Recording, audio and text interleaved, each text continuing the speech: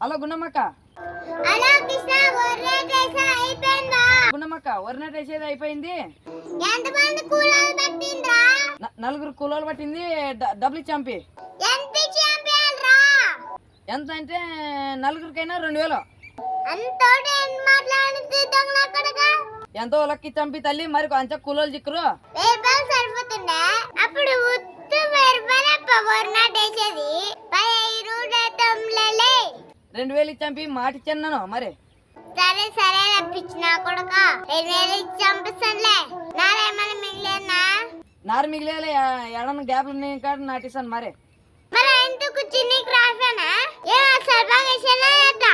బా మీడిచే తిక్కిన కొడుక అంతే బియ్యాలప్ప. సరే సరేలా ఉండు. ఉంటానా గుండమ్మ. ఈ గుండం నారేసేది ఒక ఎదరదప్ప. ఈ గుండం నారేసేది ఒక ఎదరదప్ప. వరి నాటేసేది ఊరు నాటు వేపించాను అన్నాడు గున్నమ్మ మా అక్క.